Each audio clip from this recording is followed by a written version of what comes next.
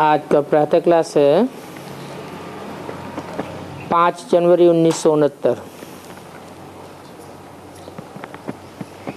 जब ओम शांति कहा जाता है उसके अर्थ का दुनिया में कोई को भी पता नहीं है कि ओम शांति क्यों कहते हैं, किसको याद करते हैं, कुछ भी नहीं समझते। तुम समझते हो ओम शांति कहने से अपना घर याद पड़ता है।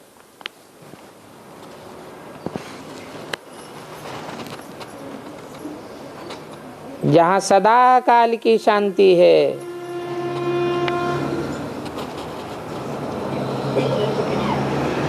जहाँ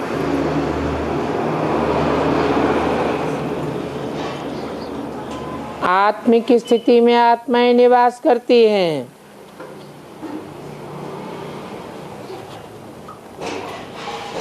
फिर घर में बैठ तो नहीं जाना है।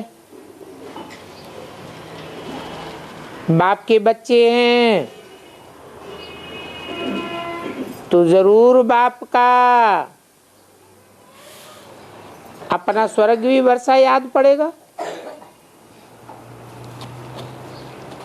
तो ओम शांति कहने से भी सारा ज्ञान बुद्धि में आ जाता है कि मैं आत्मा शांत स्वरूप हूं और शांति के सागर बाप का बच्चा हूं। जो बाप स्वर्ग की स्थापना करते हैं वही बाप हमको पवित्र शांत स्वरूप बनाते हैं।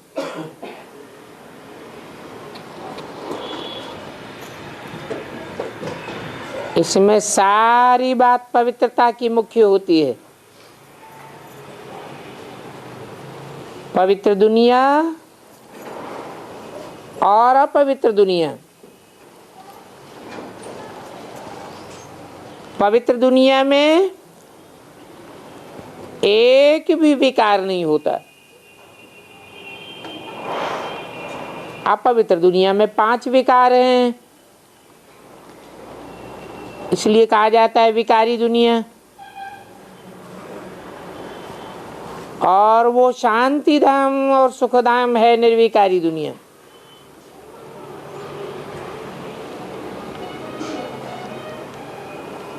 सुखधाम की निर्विकारी दुनिया से सीढ़ी उतरते उतरते फिर नीचे विकारी दुनिया में आते हैं।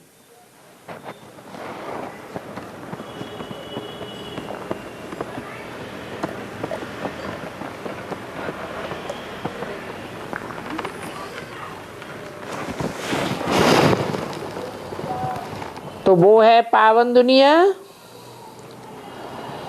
और ये विकारी दुनिया है पतित दुनिया। राम राज्य और रावण राज्य है ना,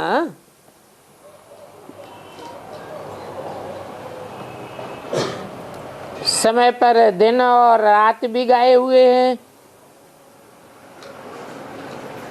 ब्रह्मा का दिन और ब्रह्मा की रात।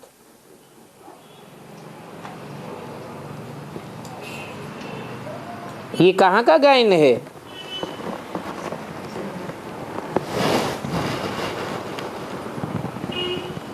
जरूर जहाँ ब्रह्मा हो वहाँ का ही गायन है। ब्रह्मा का दिन और ब्रह्मा की रात। दिन सुख को कहा जाता है, जहाँ रोशनी ही रोशनी है, और रात अंधियारे को दुख को कहा जाता है, क्योंकि रात में भटकना होता है।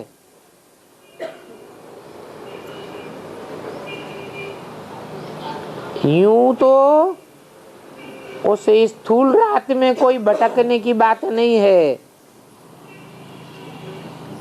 परंतु ये भक्ति की रात है, इसको भटकना कहा जाता है। बुद्धि भागती रहती है, कोई को भी बुद्धि का ठिकाना नहीं मिलता। मंदिरों में, मस्जिदों में, ठिकानों में, तीर्थों में भागते ही रहते हैं।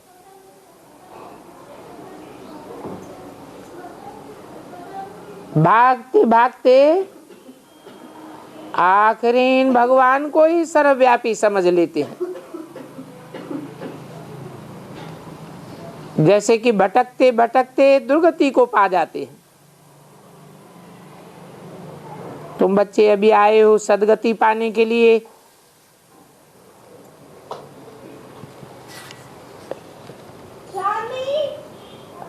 तो तुम्हारी बुद्धि को गति मिलनी चाहिए।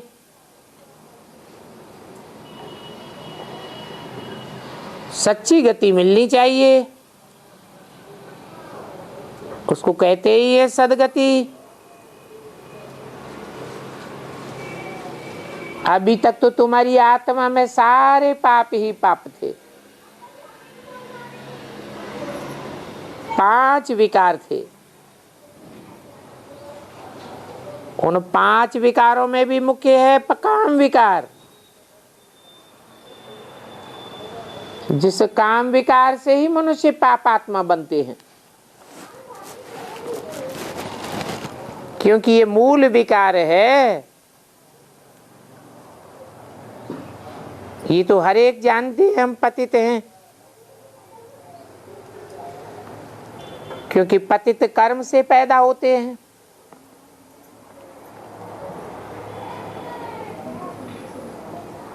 पतित कर्मेंद्रियों से पैदा होते हैं। उनको कहा जाता है भ्रष्ट इंद्रियां। तो भ्रष्टाचार से पैदा होते हैं।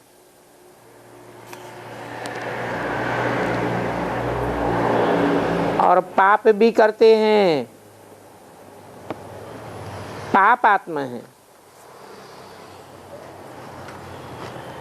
एक तो काम विकार के कारण भी क्वालिफिकेशन बिगड़ जाती है। इसलिए बाप कहते हैं कि इस काम को जीतो तो जगत जीत, अर्थात नई दुनिया में विश्व के मालिक बनेंगे। तो बच्चों को विश्व के मालिक बने की इतनी खुशी रहनी चाहिए। मनुष्य पतित बनते हैं तो उस समय जैसे कि अंधे हो जाते हैं, कुछ भी समझते नहीं है कि हम पतन की ओर जाते हैं। इसलिए कहा जाता है पशुओं जानवरों मिसल बन जाते हैं। जैसे जानवरों की मन बुद्धि काम ही नहीं करती, ऐसे बुद्धि नकामा हो जाती है। जो नाम कहा जाता है,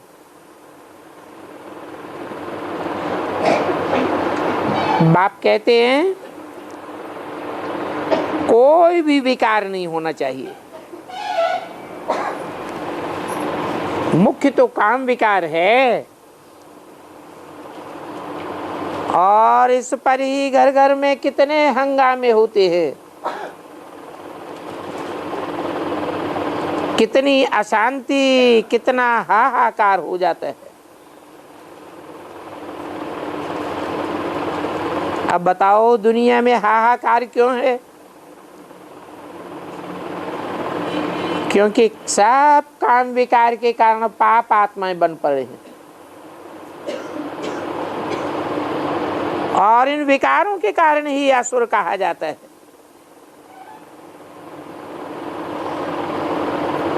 इन असुरों का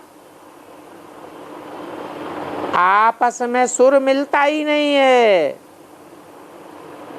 इसलिए असुर कहा जाता है। आपस में ही लड़ते झगड़ते रहते। विकारी जानवरों से भी बदतर हो जाते हैं। जानवरों को तो कब निर्विकारी व पावन बनना सिखावेंगे नहीं, मनुष्यों को ही समझाया जाता है। क्यों? मनुष्यों को ही क्यों समझाया जाता है? क्योंकि मन के कारण ही मनुष्य कहा जाता है। मननात् मनुष्य है। जो मनन चिंतन करने योग्य है वो ही मनुष्य है। मनन चिंतन नहीं कर सकता जैसे कि जानवर है, तो बाप आकर समझाते हैं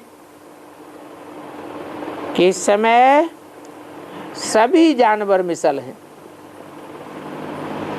कोई की मन बुद्धि काम ही नहीं करती, क्योंकि मन बुद्धि पतित बन पड़ी है। जैसे कि आत्मा ही पतित बन गई। रावण राज्य है, आगे तो राम राज्य, रावण राज्य का अर्थ भी नहीं समझते थे। कहते भी हैं जैसे कि हे उल्लू का पट्टा। तो ऐसी अवस्था बन जाती है। अभी ज्ञान में आने से तुम समझते हो कि हम तो बिल्कुल कौड़ी मिसल बरथनाटे पैनी थे। काम की जो चीज नहीं होती है उसको आग में जलाया जाता है। कचड़े को आग में जलाते हैं ना, तो अभी तुम्हारी मन बुद्धि को ये आत्मा कहते हैं। ये पतित आत्मा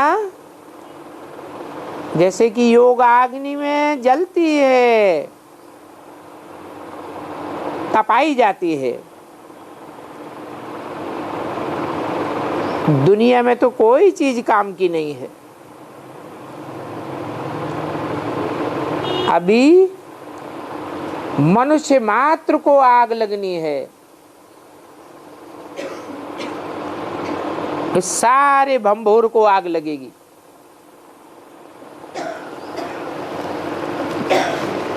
या तो योग अग्नि में तपेंगे, और योग अग्नि में नहीं तपेंगे तो स्थूल आग में तपना पड़ेगा, भस्म हो जाएंगे।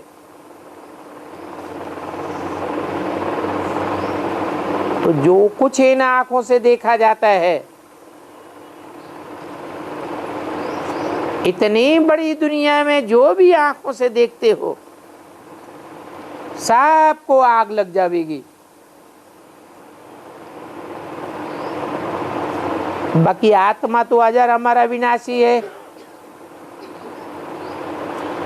उसको आग तो नहीं लगती है,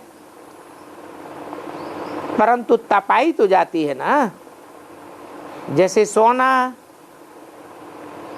तपाया जाता है तो उसमें से खाद अलग हो जाती है, शुद्ध सोना बच जाता है। तो आत्मा तो सदैव जैसे कि इंश्योर है,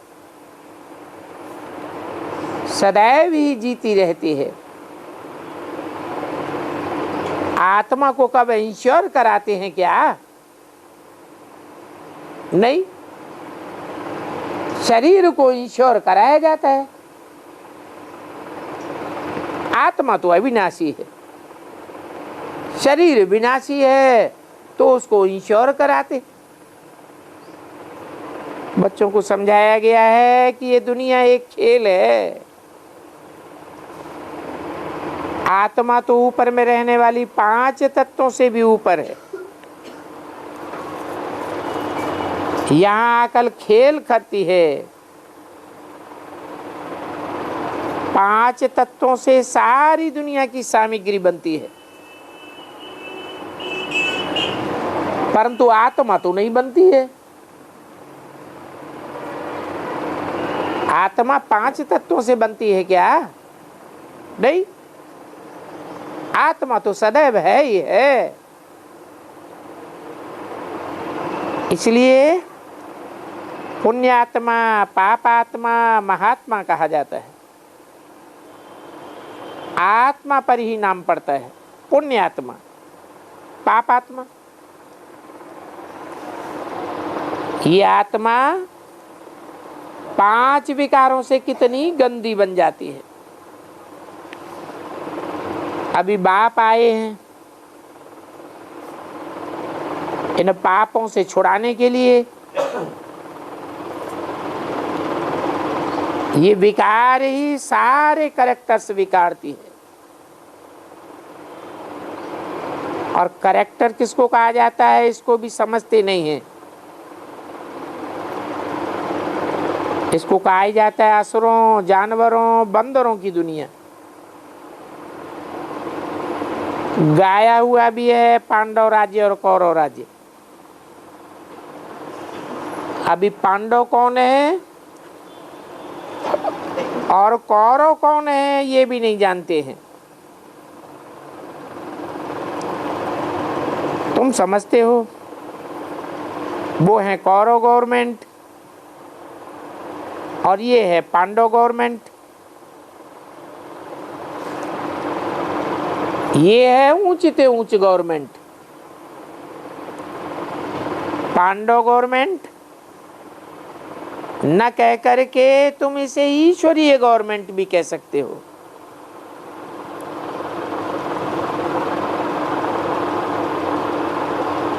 उनका नाम कौरव गवर्नमेंट क्यों पड़ा?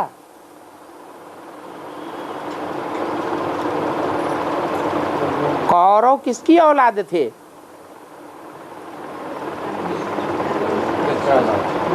कुरु की औलाद। नाम क्या पड़ा? कुरु। कुछ करो करो, हम ही करेंगे, और कौन करेगा? भगवान तो ज्ञान सुना के चला जाता है। भगवान क्या करता है? वो तो करता है, कुछ भी नहीं करता। भगवान आता है ब्रह्मा की तन में, ज्ञान सुना के चला जाता है। फिर सारी कार्रवाई स्वर्ग बनाने की कौन करता है? हम करते हैं। तो नाम पड़ा कुरु। कुरु की औलाद कौरव।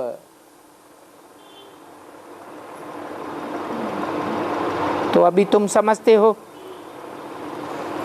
हम तो पंडे की औलाद पांडव हैं।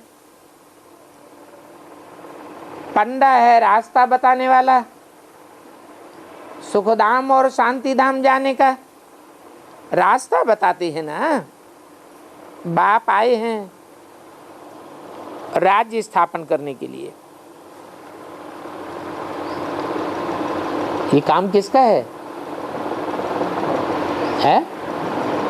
राज्य स्थापन करना, राजधानी स्थापन करना, ये कोई भी मनुष्य मात्र का काम नहीं है। इतने धर्म पिता इस सृष्टि रूपी रंगमंच पर आए, अपना अपना धर्म की धारणा तो स्थापन करके गए, लेकिन राजधानी कोई ने स्थापन नहीं की। ये राजधानी तो बाप ही आकर के स्थापन करते हैं। सच्चे सच्चे राज्य की स्थापना करते हैं। तुम हो ही राजयोगी। बाप तुमको राज्य सिखा, राजाई सिखाते हैं, राजयोग सिखाते हैं। जिस राजयोग से तुम राजधानी में राज्य करते हो, तो बाप की ये ईश्वरीय गवर्नमेंट है। और ये कितनी भारी ते भारी गवर्नमेंट है।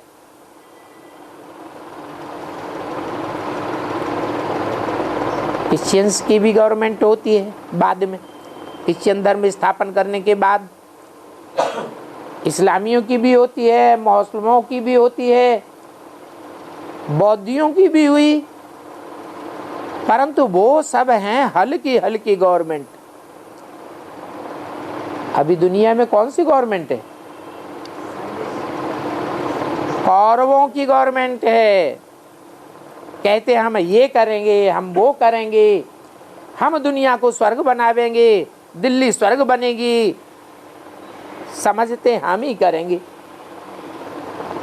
परंतु वो गवर्नमेंट और ये ईश्वरीय गवर्नमेंट रात दिन का फर्क है। ये है भारी से भारी गवर्नमेंट। ये गवर्नमेंट जब स्थापन होती है तो कितने वर्ष इसका राज्य चलता है? 2500 वर्ष राज्य चलता है। उन कौरवों की गवर्नमेंट स्थापन होती है, आज स्थापन हुई, स्थापन करते हैं 5 साल के लिए, चलती नहीं है 1 साल 2 साल भी। तो कितना फर्क हो जाता है। इस समय ईश्वरीय गवर्नमेंट है बड़े से बड़ी। ये ईश्वरीय गवर्नमेंट क्या करती है? आत्माओं को पवित्र बना करके देवता बनाती है। नहीं तो ये देवताएं आए कहां से? मनुष्य से देवता भगवान ने आकर बनाए, परंतु ये बात कोई नहीं जानते हैं। समझते हैं कृष्ण भगवान था। ये कृष्ण नारायण वासुदेव कहते हैं, समझते हैं कृष्ण भी 16 कला संपूर्ण, नारायण भी 16 कला संपूर्ण, दोनों ही भगवान के रूप हैं। परंतु कृष्ण को कृष्ण बनाने वाला, नारायण को नारायण बनाने वाला कोई दूसरा होना चाहिए, या खुद ही खुद को बनाते हैं? दूसरा होना चाहिए। है तो ये सभी मनुष्य, राम कहो, कृष्ण कहो, नारायण कहो, परंतु ये देवता बने कैसे और इनको किसने बनाया? देवी देवताएं होते ही हैं स्वर्ग में।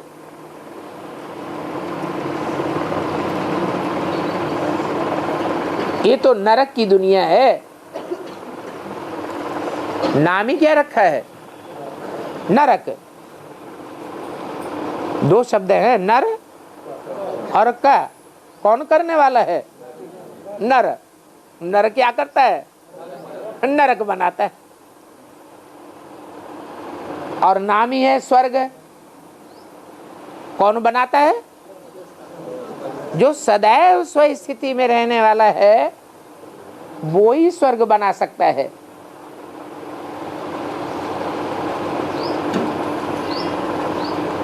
इसके अलावा कोई भी अल्पकाल की स्व स्थिति में रहने वाला स्वर्ग नहीं बना सकता। सदैव स्व स्थिति में रहने वाला कौन है? सदैव आत्मा, आत्म की स्थिति में रहने वाला कौन है?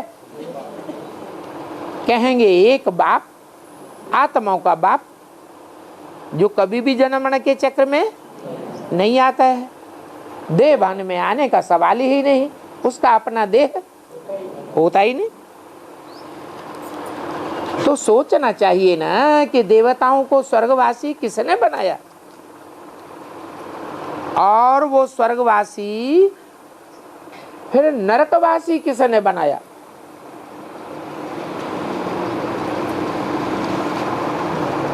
स्वर्गवासी किसने बनाया? भगवान ने स्वर्गवासी बनाया। और नरकवासी किसने बनाया? शैतान ने नरकवासी बनाया। फिर से नरकवासी स्वर्गवासी बन जाते हैं। किसके द्वारा? कहेंगे भगवान के द्वारा। 5 जनवरी 1969 की वाणी का दूसरा पेज। पहले ये बात तुम नहीं जानते थे कि नर को नारायण बनाने वाला कौन। गीता तो पढ़ते थे, गीता में बात तो आई है कि भगवान नर को नारायण बनाता है, परंतु भगवान किसको बता दिया? कृष्ण को वो भगवान बताई दिया। अब कृष्ण और नारायण तो एक ही बात हो गई, एक ही आत्मा के दो नाम हैं। बचपन का नाम कृष्ण और बड़ेपन का नाम नारायण है। तो पहले तुम भी नहीं जानते थे, जब तुम ही नहीं जानते थे तो दुनिया में और कोई कैसे जानेंगे। स्वर्ग सतयुग को, नरक कलयुग को कहा जाता है। ये भी तुम समझते हो कि ये ड्रामा बना हुआ है। इतने सारे मनुष्य एक्टर्स हैं, तो ये सारी बातें बुद्धि में होनी चाहिए। पढ़ाई तो बुद्धि में होना है ना, और पवित्र तो जरूर बनना है। पतित बनना बहुत खराब बात है। आत्मा ही पतित बनती है। एक दो में पतित बनते हैं ना, तो पतितों को पावन बनाना ये तुम्हारा धंधा तो है, परंतु ऐसे नहीं कि तुम अपनी मत पर पतितों को पावन बनाते हो। किसकी मत पर बनाते हो? हैं? ऊंच ते ऊंच बाप तो जरूर चाहिए ना। बाप की मत पर तुम पतितों को पावन बनाते हो। ये तुम्हारा धंधा है। बोलो, पावन बनो तो पावन दुनिया में चलो। ये बात आत्मा समझती है। आत्मा न हो तो शरीर भी ठहर नहीं सकता, रिस्पॉन्ड कोई प्रकार का मिल नहीं सकता। आत्मा समझती है हम असल पावन दुनिया के रहवासी हैं। अभी बाप ने समझाया है, पहले तुम बिल्कुल बेसमझ थे, इसलिए पतित दुनिया के लायक बन पड़े हो। अभी जब तक तुम पावन नहीं बनेंगे तब तक स्वर्ग के लायक नहीं बन सकेंगे।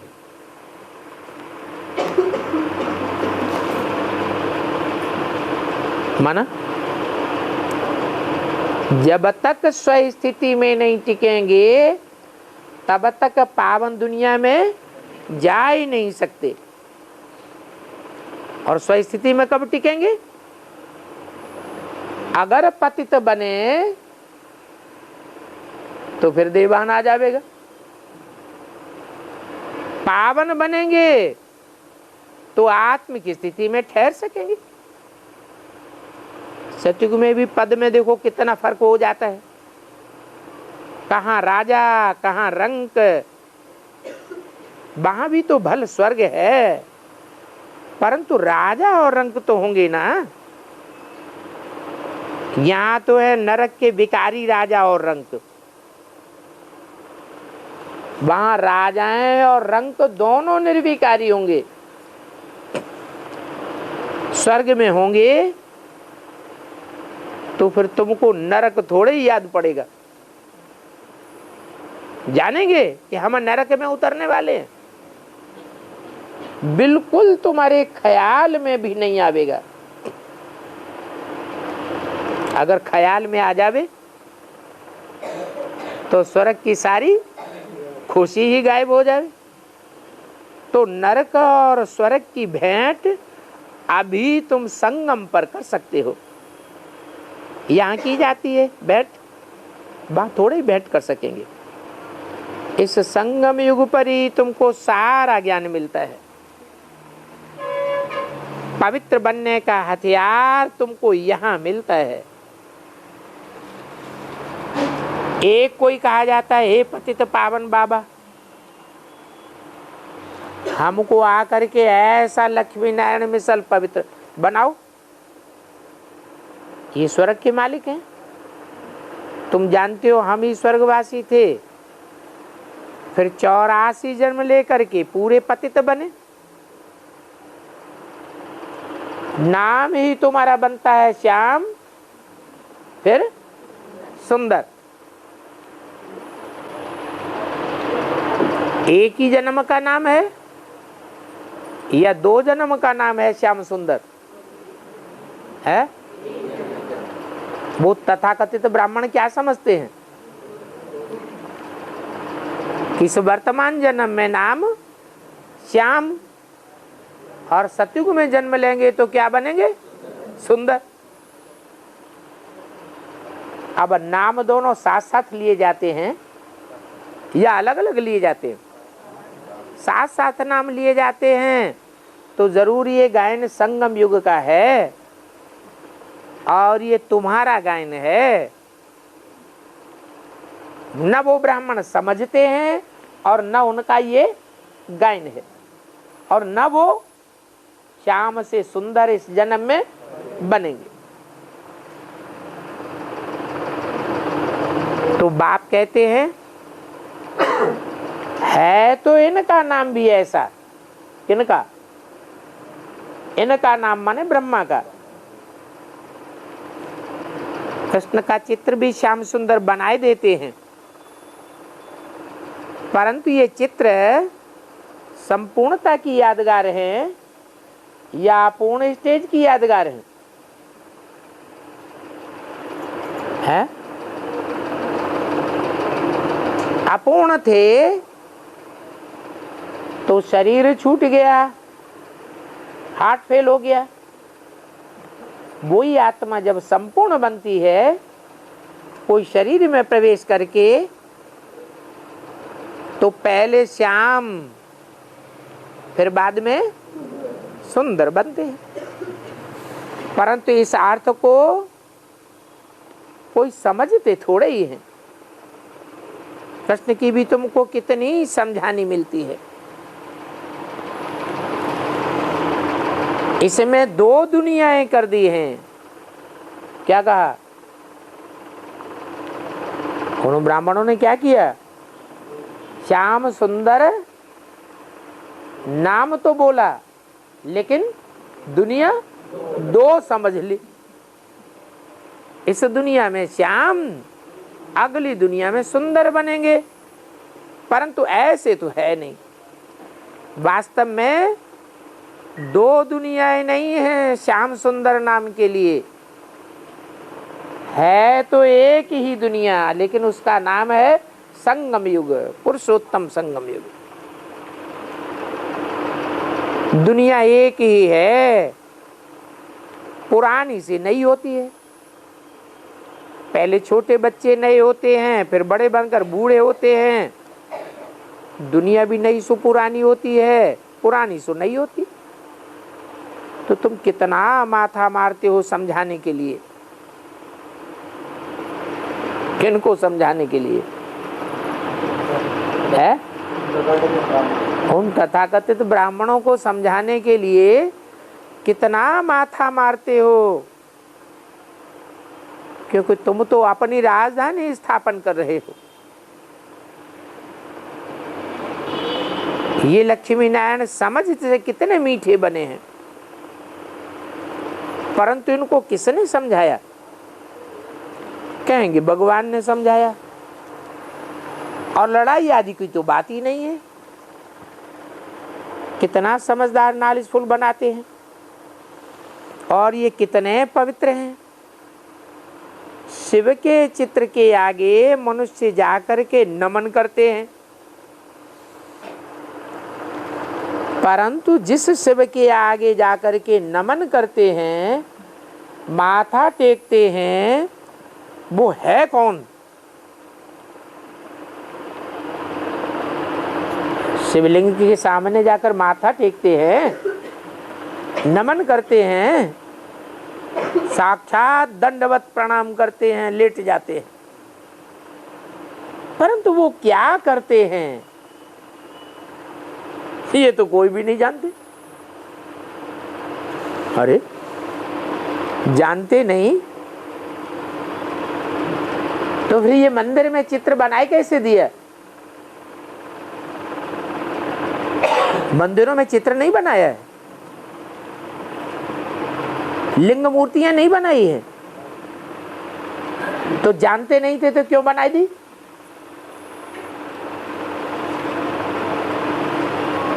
पहले जानते थे कि अब जानते हैं? हैं? पहले जब शास्त्र नए नए ताजे ताजे बने थे तो शास्त्र भी सतो प्रधान थे, बनाने वाले भी सतो प्रधान थे, चित्र बनाने वाले भी सतो प्रधान थे, चित्रकार। वो इनका अर्थ समझते थे। अभी तमो प्रधान हो गए, तो न बनाने वाले जानते हैं और न नमन करने वाले अर्थ को समझते हैं।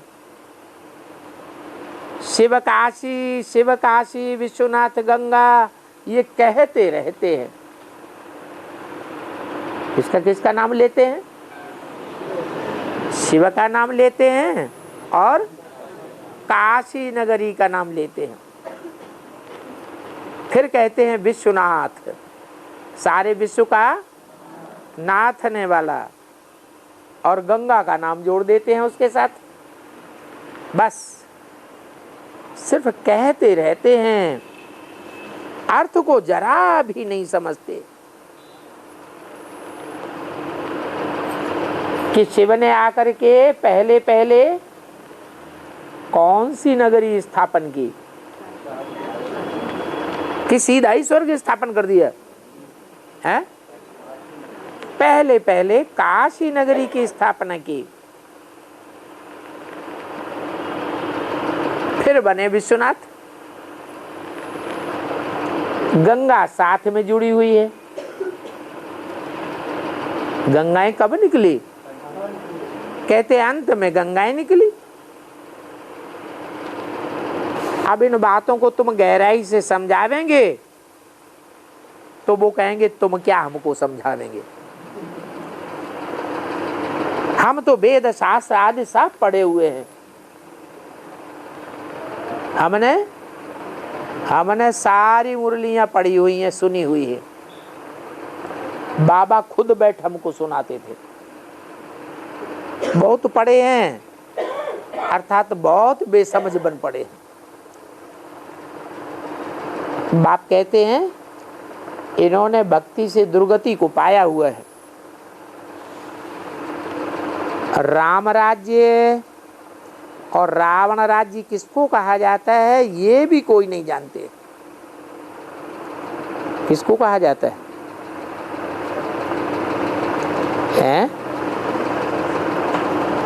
क्या अंतर है राम राज्य और रावण राज्य में? राम राज्य माने एक का राज्य, रावण राज्य माने अनेक सिरों का राज्य, अनेक मतों का राज्य। इसलिए राम को एक मुख दिखाते हैं और रावण को अनेक मुख दिखाते हैं। राम का शिव से क्या कनेक्शन जो एक मुख दिखाते हैं? जरूर शिव ने एक मुकर्रर रथ में प्रवेश किया है। जिस मुकर्रर रथ में प्रवेश किया है वो राम वाली आत्मा ही आखिरी जन्म में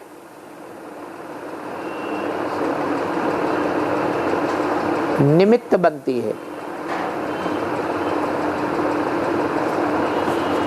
राम राज्य स्थापन करने के लिए। रावण राज्य है असुरों का राज्य, राम राज्य है देवताओं का राज्य। तुम यहां बैठे बैठे सारी बात बुद्धि में लाते हो। राम राज्य था, अभी रावण राज्य है। राम राज्य को सतयुग की नई दुनिया कहा जाता है।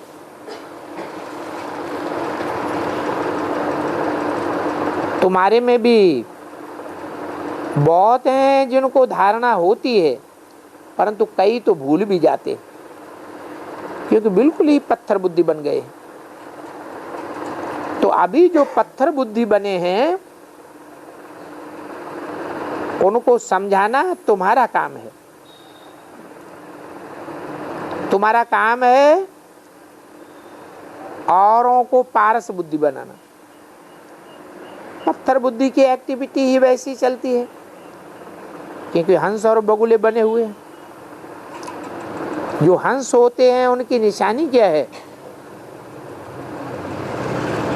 उनकी निशानी है वो कब किसको दुख नहीं देते हैं।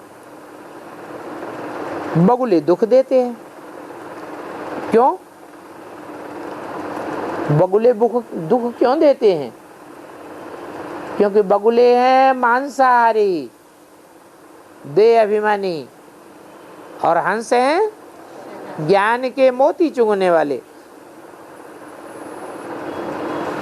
उन बगुलों की चाल ही बगुलों में सल होती है, उनमें भी विकार होते हैं। ऐसे नहीं सिर्फ काम विकार होता है, नहीं, सभी विकार हैं। यहां भी ऐसे बहुत विकारी आ जाते हैं जिनको असुर कहा जाता है। उनको पहचान नहीं रहती है कि हम कहाँ आए हैं। सेंटर्स पर बहुत विकारी आते हैं,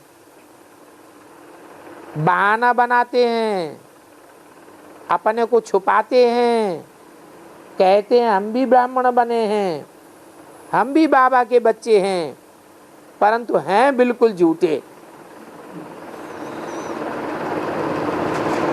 इनको कहा ही जाता है भ्रष्टाचारी दुनिया। अभी तो है संगम, तो देखो कितना फर्क रहता है। जो झूठ बोलते हैं, झूठा काम करते हैं, वो ही फिर जाकर के 3rd ग्रेड बनेंगे। क्या? कौन सा ग्रेड? 3rd ग्रेड क्या होते हैं? 1st ग्रेड है राजा बनने वाले, 2nd ग्रेड है राज घराने में आने वाले, भले राजा नहीं बनेंगे। कहाँ आवेंगे? राज घराने में आवेंगे। और 3rd ग्रेड है राजा ही नहीं पा सकते, राज घराने में नहीं आ सकते, प्रजा वर्ग में आवेंगे। प्रजा वर्ग में भी 3 ग्रेड्स होते हैं। 1st क्लास प्रजा, साहूकार बड़े बड़े राजाओं के साथ बैठते हैं। दूसरे होते हैं साधारण साहूकार बनते हैं, कभी कभी, फिर ज्यादातर प्रजा बनते हैं। 3rd ग्रेड वो होते हैं जो प्रजा तो बनते हैं लेकिन दास दासी ज्यादा बनते हैं। आप बता सकते हैं कि ये 3rd ग्रेड बगुला है। समझाते हैं कि तुम बच्चों को पवित्रता का पूरा सबूत देना है।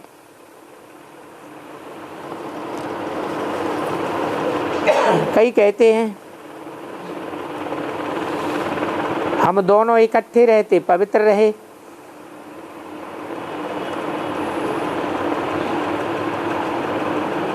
कई कहते हैं हम दोनों रहते पवित्र, इकट्ठे रहते पवित्र रहे, परंतु बाप समझते हैं कि ये तो इनके लिए असंभव है। जैसे वो सन्यासी समझते हैं पवित्र रहना असंभव है।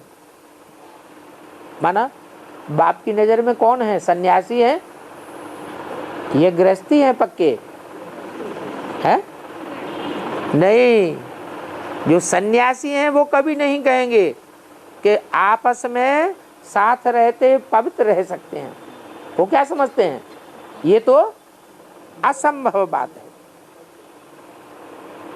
बच्चों को समझना चाहिए। योग बल न होने के कारण इतनी सहज बात भी पूरी रीत नहीं समझा सकते। उनको ये बात कोई भी नहीं समझाते हैं कि यहाँ हमको भगवान पढ़ाते हैं, और वो भगवान कहते हैं कि पवित्र बनने से तुम 21 जन्म स्वर्ग के मालिक बनेंगे। पवित्र दुनिया में निशानी क्या होगी? पवित्र दुनिया की क्या निशानी? पवित्र दुनिया में पतित कोई ठहर नहीं सकता। माना पावन दुनिया में पतित कोई रह न सके।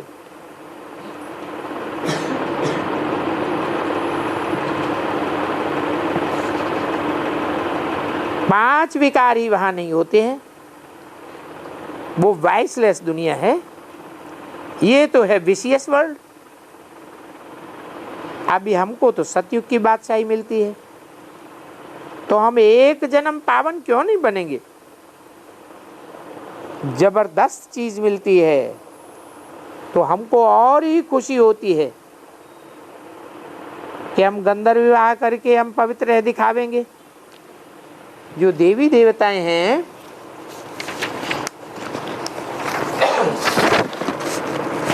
वो पवित्र होते हैं ना, अपवित्र से पवित्र भी बाप ही बनावेंगे। 5 जनवरी 1969 की वाणी का 3रा पेज।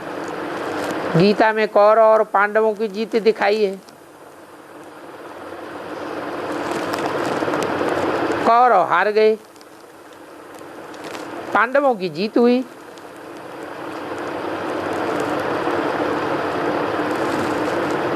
तो बताना चाहिए कि झूठ कौन है और सत्य कौन है। तुमको बताना चाहिए कि हमको ये टेम्पटेशन है, और ऐसा पवित्र हमको बाप ही बनाते हैं। बाप बिगर तो और कोई भी दुनिया में नहीं है जो हमको बना सके। मनुष्य को देवता बनाने बाप ही आते हैं। कृष्ण को थोड़ा ही आना होता है मनुष्य से देवता बनाने के लिए। भगवान शिव आते हैं, उनकी ही रात्रि मनाई जाती है। कब आते हैं? अज्ञान अंधेरी रात्रि में आते हैं, रात्रि को दिन बनाने के लिए। दिन है सतयुग, रात्रि है कलयुग। ये भी समझाया है कि ज्ञान मिलता है तो भक्ति से वैराग हो जाता है। इसलिए कहते भी हैं ज्ञान भक्ति वैराग। तो ज्ञान और भक्ति तो आधा आधा है। इससे भक्ति के बाद फिर होता है वैराग। क्या वैराग भी आधा आधा है? नहीं, कितना है? आधा कल्प है ज्ञान की प्रारब्ध, आधा कल्प है अज्ञान भक्ति। फिर वैराग कब आता है? हैं? जब बाप आते हैं तो सच्चा वैराग दिलाते हैं, इसे पुरानी दुनिया से। तो वैराग तो आधा हो न सके। भक्ति के बाद वैराग है। भक्ति की दुनिया को आसुरी छीछी दुनिया कहा जाता है, क्योंकि बाप आते हैं तो छीछी दुनिया से वैराग दिलाते हैं। तब उनका वैराग होता है। अभी घर जाना है, ये कपड़े उतारना है, इस छीछी दुनिया में रहना ही नहीं है। 84 का चक्र अभी पूरा हो गया। अभी तुमको वाया शांति धाम स्वर्ग धाम जाना है। पहले पहले अरब की बात भूलनी नहीं है। ये भी बच्चे समझते हैं। ये पुरानी दुनिया तो खत्म होती है, बाप नई दैवी दुनिया स्थापन करते हैं। और बाप अनेक बार आते हैं स्वर्ग की स्थापना करने। नरक का विनाश हो जाता है, स्वर्ग की स्थापना हो जाती है। स्वर्ग कितना छोटा और नरक कितना बड़ा। नई दुनिया में एक ही धर्म, पुरानी दुनिया में अनेक धर्म। लिखा हुआ भी है शंकर द्वारा अनेक धर्मों का विनाश, ब्रह्मा द्वारा एक धर्म की स्थापना।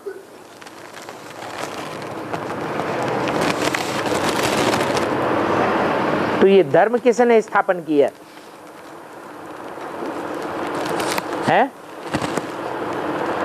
ये जो देवी देवता सनातन धर्म है नई दुनिया में, वो किसने स्थापन किया? कहते तो हैं ब्रह्मा द्वारा स्थापना और शंकर द्वारा अनेक धर्मों का विनाश। तो ब्रह्मा द्वारा देवी देवता सनातन धर्म स्थापन होता है? होता है कि नहीं? ब्राह्मण धर्म स्थापन होता है, देवी देवता सनातन धर्म तो स्थापन नहीं होता। ब्रह्मा ने तो नहीं किया, ब्रह्मा ही पतित, तो फिर ब्रह्मा ही पावन बनता है। ये बात मेरे लिए नहीं कहेंगे पतित सो पावन, कि मैं पतित बनता हूं, मैं पावन बनता हूं। पावन है तो नाम लक्ष्मी नारायण, पतित होते हैं तो ब्रह्मा नाम। ब्रह्मा का दिन और ब्रह्मा की रात, ये प्रजापिता ब्रह्मा है ना, उनको फिर अनादि क्रिएटर कहा जाता है। आत्माएं तो सब हैं ही, प्रजापिता भी आत्मा है। आत्माओं को क्रिएटर नहीं कहते हैं और प्रजापिता को क्रिएटर कहेंगे, इसलिए उनको अनादि कहा जाता है। अनादि अक्षर बाप के लिए है, वो बाप है ना, बाप अनादि, आत्माएं, आत्माएं भी अनादि। ये खेल सारा अनादि है, अनादि बना बनाया ड्रामा। तो स्व आत्मा को षष्ठ चक्र के आदि मध्य अंत ड्यूरेशन का ज्ञान मिल जाता है। और ये ज्ञान किसने दिया? कहेंगे बाप ने। तुम 21 जन्मों के लिए धनी बन जाते हो, फिर रावण के राज्य में निर्धन के बन जाते हो। यहां रावण राज्य से ही सभी के कैरेक्टर से बिगड़ते हैं।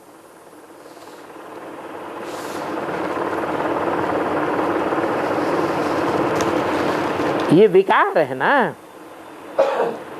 बाकी कोई दो दुनियाएं नहीं हैं कि कोई स्वर्ग की दुनिया ऊपर है और नरक की दुनिया कोई नीचे पाताल में है, ऐसा कुछ नहीं है। मनुष्य तो फिर समझते हैं कि नरक स्वर्ग ये सदैव इकट्ठे चलते रहते हैं, इसी दुनिया में स्वर्ग है, इसी दुनिया में नरक है। अभी तुम बच्चों को कितना क्लियर समझाया जाता है, तुम तो गुप्त हो। शास्त्रों में तो देखो क्या क्या लिख दिया है, कितना ज्ञान का सूत मुझा हुआ है, और इस ज्ञान के मुझे हुए सूत को सिवाय बाप के कोई समझा ही नहीं सकता।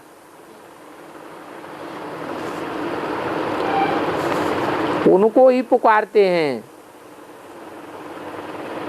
हम कोई काम के नहीं रहे आकर के हमको पावन बनाओ, हमारे कैरेक्टर से सुधारो, हम पतित बन पड़े हैं आकर पावन बनाओ। तुम्हारी कितनी कैरेक्टर सुधरती है, परंतु कोई कोई तो ऐसे हैं जिनके कैरेक्टर सुधरने के बदले और ही बिगड़ते हैं। चलन से ही मालूम पड़ जाता है। आज महारथी हंस कहलाते हैं, कल बगुला बन जाते हैं। बगुला बनने में देर नहीं लगती है। माया भी बड़ी गुप्त है। ये क्रोध कुछ देखने में थोड़ा ही आता है, जब भूं भूं करते हैं तो पता चलता है। तो क्रोध फिर बाहर निकलने से दिखाई देता है। फिर आश्चर्यवत सुनंती, कथंती और भागंती हो जाते हैं। फिर कितना गिरते हैं, एकदम पत्थर बुद्धि बन जाते हैं। शास्त्रों में इंद्रप्रस्थ की भी बात है, मालूम तो पड़ जाता है। ऐसे फिर सभा में नहीं आना चाहिए। हाँ, उन्होंने थोड़ा बहुत तो सुना है तो स्वर्ग में तो आ जाते हैं, क्योंकि सुने हुए ज्ञान का विनाश तो होता नहीं है। अभी बाप कहते हैं तुमको पुरुषार्थ करके उच्च पद पाना है, अगर विकार में गए तो पद भ्रष्ट हो पड़ेगा। सूर्यवंशी चंद्रवंशी बनेंगे, फिर वैश्यवंशी शूद्रवंशी बनेंगे। अभी तुम समझते हो ये चक्र कैसे फिरता है? वो तो कलयुग की आयु ही 40,000 वर्ष कह देते हैं। हाँ, सीढ़ी तो नीचे उतरनी है, परंतु समझना चाहिए ना कि 40,000 में मनुष्य कितने ढेर के ढेर हो जाएंगे। 5,000 वर्ष में ही इतने मनुष्य हो गए जो देखो खाने के लिए नहीं मिलता है। मछली मांस अंडा क्या क्या खाते रहते हैं। अगर सागर में ये मछलियां न मिले तो दुनिया के आधे मनुष्य भूख मर जावे। अब देखो इतने 1000 वर्षों में कितनी वृद्धि हो गई। तो ऐसे तो हो नहीं सकता कि अभी कलयुग 40,000 वर्ष पड़ा हो। बाप आकर हाथ देते हैं, तुम बच्चों को धैर्य देते हैं कि अभी 40,000 वर्ष की बात नहीं है ये दुनिया चले। उस गवर्नमेंट को तो लड़ना ही है। उनकी बुद्धि इस तरफ नहीं आ सकती।